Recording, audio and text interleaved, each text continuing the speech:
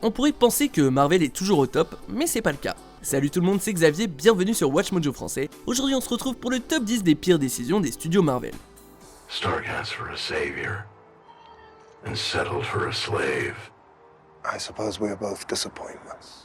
Pour cette liste, on va s'intéresser aux erreurs faites par le département cinéma de Marvel, les studios Marvel. Pour info, ça veut dire que je prends en compte tout ce qui a été mal géré, non seulement dans le MCU, mais dans tous les films Marvel.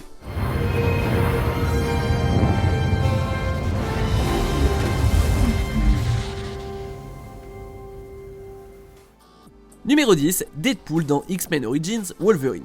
Ce film est de toute façon pas ouf dans son ensemble, mais le pire, c'est sans doute ce qu'il inflige à Deadpool. En effet, sa représentation ne fait pas honneur à son surnom de mercenaire avec une grande bouche. I love this weapon more than any other thing in the whole wide world. You wanna know why? No.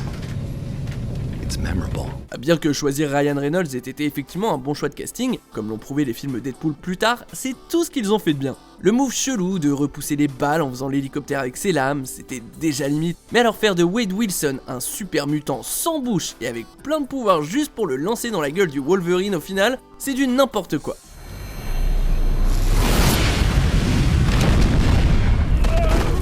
Heureusement qu'ils ont fait plus d'efforts dans les films récents, mais quand même. Hey, it's me. Don't scratch. Just cleaning up the timelines. Numéro 9, répéter le même parcours de héros. Le MCU nous a certes offert son lot de super héros au fil des années, mais bon nombre de leurs parcours se ressemblent pas mal finalement.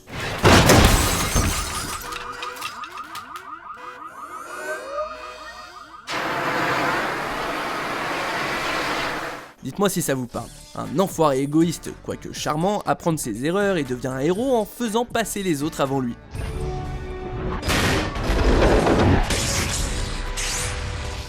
Mais j'aime le MCU comme tout le monde, mais recycler la même histoire sur des persos différents une bonne demi-douzaine de fois fait qu'ils finissent par tous se ressembler un peu. Heureusement, la franchise semble être prête à prendre de nouvelles directions. How do I look? Fresh. Numéro 8, en faire trop sur les situations désastreuses. C'est pas faux, c'est un peu un problème de l'industrie en général, cela dit Marvel était pas obligé de s'y mettre.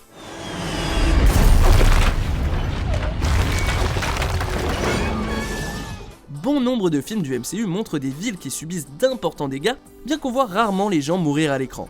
Néanmoins, on se doit de penser que ça arrive hors écran, et laisser ces pertes dans le domaine du loin des yeux, loin du cœur, ça a de quoi dresser un portrait trompeur et potentiellement insensible.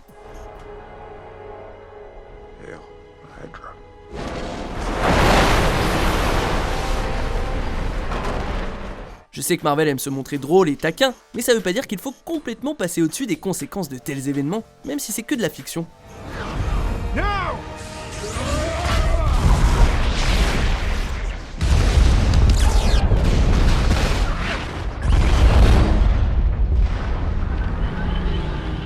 Numéro 7, Galactus le nuage. Il y a mal exécuté un personnage d'une part, et il y a ça d'autre part. He is here.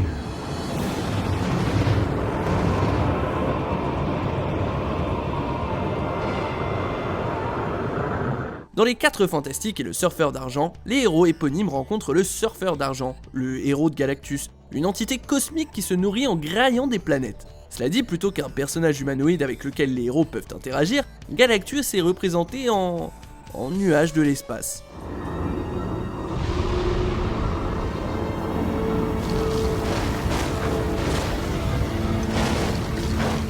Retirant au perso son apparence et sa voix, ils ont fait de Galactus un point d'intrigue plus qu'un personnage, et un point d'intrigue qui a plus sa place en fond d'écran d'un ordi que dans le rôle d'une menace légitime, si vous voulez mon avis.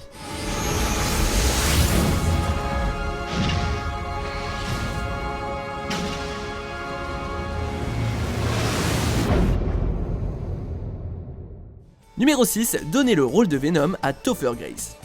J'ai aucune haine contre lui, il était charmé dans That 70 Show, et je suis même persuadé qu'il aurait fait un Peter Parker décent dans Spider-Man. Red was right.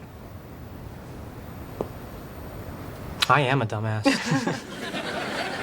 Bien sûr, Tobey Maguire avait déjà le rôle de Spidey dans le 3e film sur l'araignée par Sam Raimi, ce qui n'a pas empêché Topher Grace de passer le casting pour le rôle de Eddie Brock / Venom. It's Brock, sir. Edward Brock Jr. I work at the Daily Bugle. And I'm dating your daughter. Même si je capte l'idée de mettre en parallèle le vilain et le héros, le problème c'est que Venom, dans les comics, est imposant et menaçant, alors que Topher Grace il est ni l'un ni l'autre quoi. Ooh, my spider sense is tingling.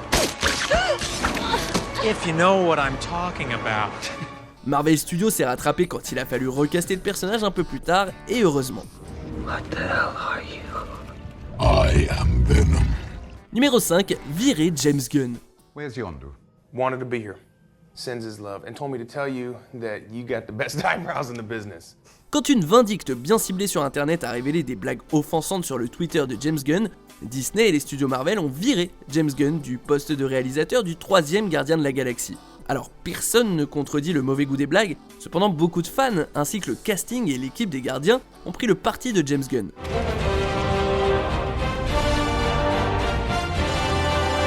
Le Gus a été réembauché en tant que réal, mais tout ce bazar a retardé la production du film et pendant ce temps-là, Gunn a été embauché pour réaliser la suite de Suicide Squad de DC, ce qui a pas dû faire du bien à Marvel.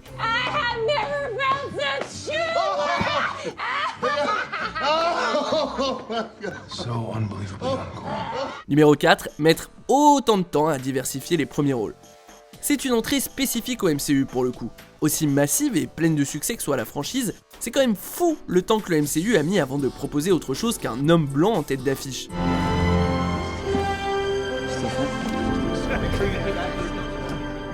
Ce n'est pas avant le 18e film du MCU, à savoir Black Panther, qu'on a vu un premier rôle noir, et pas avant le 21e film que c'était une femme. My name is Carol. La plupart des franchises ne vont pas jusqu'à ces chiffres, et en plus c'est pas comme si Marvel manquait de personnages féminins ou non blancs, ou que cette tranche de la population n'achetait pas de billets de cinéma. Je sais bien que les exécutifs dans le cinéma n'aiment pas trop changer une équipe qui gagne, mais Marvel était déjà énorme bien assez tôt pour pouvoir changer sa formule. Great, another broken white boy for us to fix. This is going to be fun. Numéro 3, ne pas écrire assez de rôles forts de méchants. Le MCU possède quelques méchants convaincants, genre Loki, Killmonger et bien sûr Thanos. You should have gone for the head. Mais trop nombreux sont ceux qui sont douloureusement banals. Souvent ce sont soit des reflets sombres des héros, soit un conquérant basique qui veut gouverner parce que... terminez la phrase comme vous le voulez. Parfois c'est les deux. Et bon, Whiplash, on en parle ?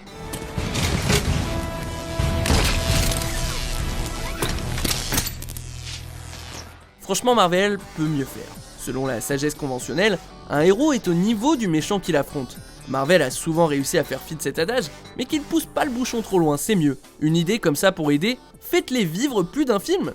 Bah ouais, ça fonctionne pour Loki et Thanos. You might want a guide. Do you have a bit of experience in that arena? If you consider failure experience. Numéro 2, se séparer d'Edgar Wright pour la réalisation de Ant-Man.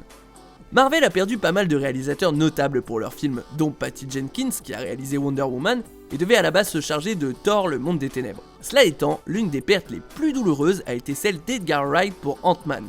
It was mainly reds, and you know I don't love reds, man. You know, but there was a rosé that saved the day. It was delightful.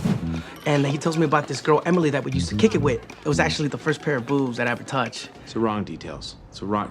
It has nothing to do with the story. Wright, rendu célèbre pour avoir réalisé des films comme Shaun of the Dead et Hot Fuzz, s'est vu attribuer le projet Ant-Man pendant des années. Yarp. Sergeant Angel's been taken care of.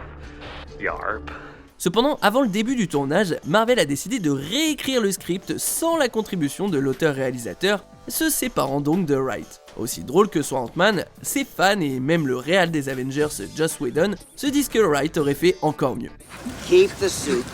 I'll be in touch. No, thank you. On arrive presque à la fin. Nous publions de nouvelles vidéos chaque jour, alors abonnez-vous et activez la petite cloche et les notifications sur téléphone pour ne rien rater. Numéro 1, vendre les droits de personnages majeurs. Au milieu des années 90, Marvel, alors en faillite, a vendu les droits au cinéma de ses plus grosses propriétés, dont Spider-Man, les X-Men et les 4 Fantastiques. Hey. Hey. You okay? Yeah. Sur la longueur, cela dit, ça a juste permis à d'autres entreprises d'avoir de gros cartons. Et puis, si ça s'était pas passé comme ça, on n'aurait pas eu de film X-Men ou Spider-Man. Pizza time. Mais encore une fois, qui peut affirmer que Marvel n'aurait pas fait de meilleurs films? Et en plus, on aurait sans doute pu éviter tous ces films sur les 4 Fantastiques. De plus, Marvel a mis bien trop de temps à récupérer les droits de ses propriétés, ne reprenant le contrôle des X-Men et des 4 Fantastiques qu'en 2019. It's fantastic. Yes, it is. Bon, même sans la réal d'Adam Wright, je vais être honnête, Ant-Man est l'un de mes Marvel préférés. Qui sait à quoi ça aurait ressemblé s'il l'avait fait? Enfin bref, on peut rêver, hein. Que pensez-vous de notre sélection? Dites-le moi en commentaire et checkez cette autre super vidéo de Watch Mojo français.